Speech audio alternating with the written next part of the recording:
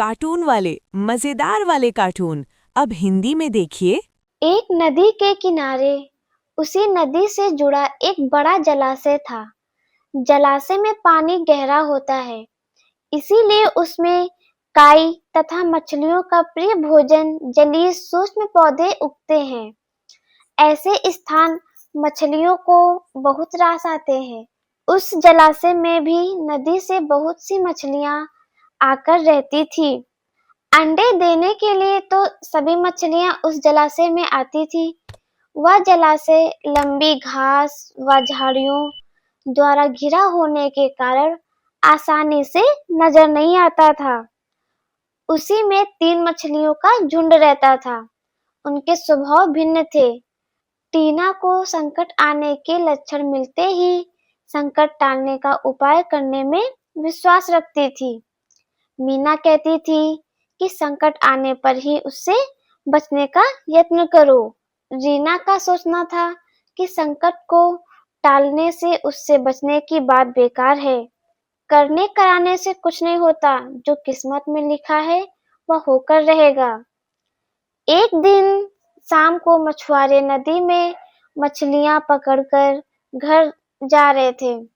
बहुत कम मछलियां उनके जालों में फंसी थी, अतः उनके चेहरे उदास थे। तभी उन्हें झाड़ियों के ऊपर मछलीखोर पक्षियों का झुंड जाता दिखाई दिया। सबकी चोंच में मछलियां दबी थी। वे चौंके। एक ने अनुमान लगाया, दोस्तों, लगता है झाड़ियों के पीछे नदी से जुड़ा जलाशय है, जहाँ इतनी सारी मछलियां पल रही है। मछुआरे पुलकित होकर झाड़ियों में से होकर जलाशय के तट पर आ निकले और ललचाई नजर से मछलियों को देखने लगे।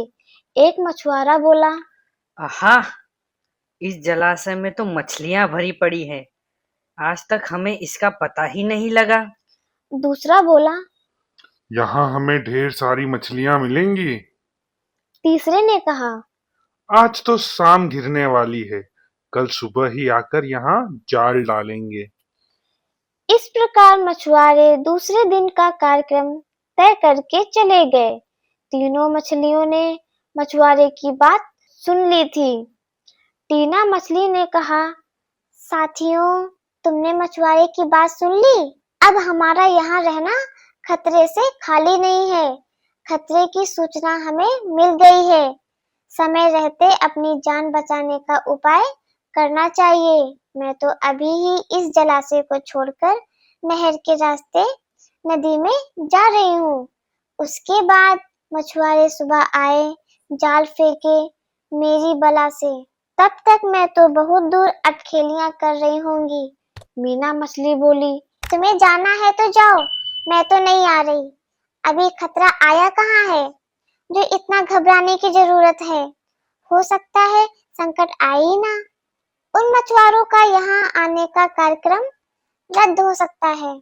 हो सकता है रात को उनके जाल चूहे कुतर जाएं। हो सकता है उनकी बस्ती में आग लग जाए। भूचाल आकर उनके गांव को नष्ट कर सकता है, या रात को मूसलाधार वर्षा आ सकती है और बाढ़ में उनका गांव बह सकता है। इसीलिए उनका आना निश्चित नहीं है। जब वह आएंगे तब की तब सोचेंगे। हो सकता है मैं उनके जाल में ही ना फंसूं। रीना ने अपनी भाग्यवादी बात कही। भागने से कुछ नहीं होने का। मछुआरों का आना है तो वह आएंगे, हमें जाल में फंसना है तो हम फंसेंगे। किस्मत में मरना ही लिखा है तो क्या किया जा सकता है। इस प्रकार टीना तो उसी समय वहां से चली गई। मीना और रीना जलाशय में ही रही। भोर हुई तो मछुआरे अपने जाल को लेकर आए और लगे जलाशय में जाल फेंकने और मछलियां पकड़ने। मीना ने संकट को आए देखा तो लगी जान बचाने उपाय सोचने। उसका दिमाग तेजी से काम करने लगा। आसपास छिपने के लिए कोई खोखली जगह भी नहीं थी। तभी उसे याद आया कि उस जलाशय में काफी दिनों से एक मरे हुए ऊदबिलाव की लाश तैरती रही है। वह उसके बचाव के काम आ सकती है। जल्द ही उसे वह लाश मिल गई। लाश सड़ने लगी थी।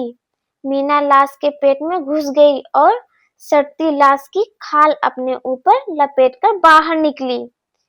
कुछ ही देर में मछुआरे के जाल में मीना फंस गई। मछुआरे ने अपना जाल खींचा और मछलियों को किनारे पर जाल से उलट दिया। बाकी मछलियां तो तड़पने लगी, परंतु मीना दम साधकर मरी हुई मछली की तरह पड़ी रही। मछुआरे को खाल का भभका लगा तो मछलियों को देखने लगा। उसने निश्चल पड़ी मीना को उठाया और सूंघा। आप, यह तो कई दिनों की मरी मछली है, सड़ चुकी है। ऐसे बड़बड़ाकर बुरा सा मुंह बनाकर उस मछुआरे ने मीना को जलाशय में फेंक दिया।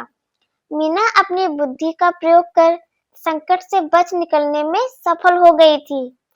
पानी में गिरते ही उसने गोता लगाया और सुरक्षित गहराई में पहुंचकर जान की खैर मनाई। रीना भी दूसरे मछुआरे के जाल में फंस गई थी और एक टोकरे में डाल दी गई थी। भाग्य के भरोसे बैठी रहने वाली रीना ने उसी टोकरी में अन्य मछलियों की तरह तड़प तड़प कर प्राण त्याग दिए। तो बच्चों, हमें इस कहानी से यह सीख मिलती है कि भाग्य भी उन्हीं का साथ देता है जो कर्म में विश्वास रखते हैं और कर्म को प्रधान मानते हैं। भाग्य के भरोसे हाथ पे हाथ रखकर बैठे रहने वाले का विनाश निश्चित है।